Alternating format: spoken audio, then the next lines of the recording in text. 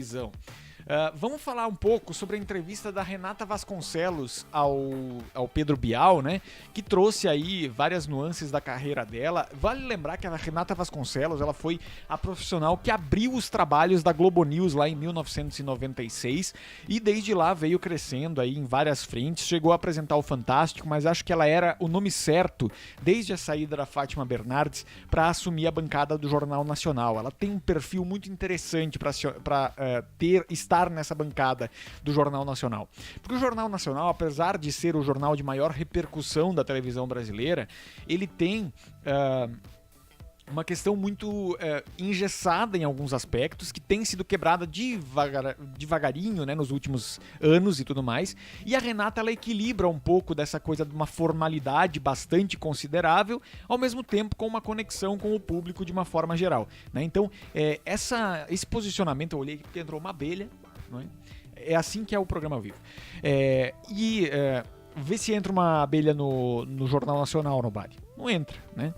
Enfim, então, dito isso, a Renata ela tem uma competência muito grande para passar as notícias e, ao mesmo tempo, manter uma certa formalidade que o Jornal Nacional pede. Então, eu acho que ela tem o tom de voz em muitos momentos, ela tem a inflexão para trocar os assuntos, ao mesmo tempo que ela mantém uma formalidade bem interessante para um jornal como o Jornal Nacional. Então eu acho que tem isso. E nessa entrevista para o Bial, ela falou muito sobre os períodos mais difíceis da cobertura jornalística na vida dela, que foram o caso especificamente da pandemia, em que ela e o Bonner ficaram ali à frente do jornal durante todo o desenrolar, desde o início de 2020, e também sobre momentos tensos dela no ar, por conta da pandemia da Covid-19, em que ela e o Bonner formaram uma boa dupla. E eu acho que isso fica muito visível no vídeo, o quanto eles são comprometidos um com o outro na questão de apoio, de estarem próximos ali para conseguirem fazer todas as questões necessárias para conduzir o jornal. É aquela coisa que a gente sempre fala, né? Quando tem uma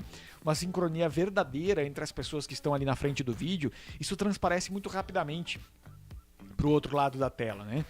Se a gente for pro entretenimento, por exemplo, duplas como era o caso do Otaviano Costa e da Mônica Iose, embora não tenham conseguido responder isso em audiência, eles eram duas figuras que tinham uma conexão que era muito clara, que era próxima, né? Fora do ar.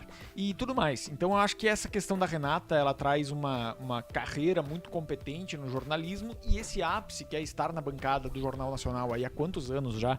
São desde quase 10 anos já à frente do Jornal Nacional com o William Bonner, traz essa característica da versatilidade da Renata, mas que eu acho que talvez estivesse um pouco deslocada no Fantástico, embora tivesse essa versatilidade de fazer isso bem, mas eu acho que não tão bem quanto estar na bancada do Jornal Nacional, que me parece que é um fit perfeito entre Renata Vasconcelos e a bancada do Jornal Nacional, né? Muito bem, vamos voltar para cá, ver como é que o povo está aqui se manifestando. Diz aqui o Carlos Simão, que está chegando conosco, obrigado pela companhia. O Guilherme Lima dizendo que agora há pouco, às 18h20, o Domingão estava com 12, o Hora do Fora com 9.7, a Eliana na Lanterna com 6.4. Mas vejam o que acontece, qual é que é o efeito Rodrigo Faro na Record nesse momento. Que fase terrível que ele vem atravessando na audiência, porque ele recebeu com 16.7 ali, quase 17 pontos, quase 20 pontos de pico em alguns momentos, mas deve ter recebido ali com 14, 15 pontos. E rapidamente, 18 e 20, ele vai para 9.7, né? Então ele só tá conseguindo porque realmente teve uma retenção de audiência ali do jogo, que é a final do campeonato, né? E aí ele consegue depois seguir aí nessa toada. Então vamos lá, vamos ver como é que a gente vai pra frente aqui.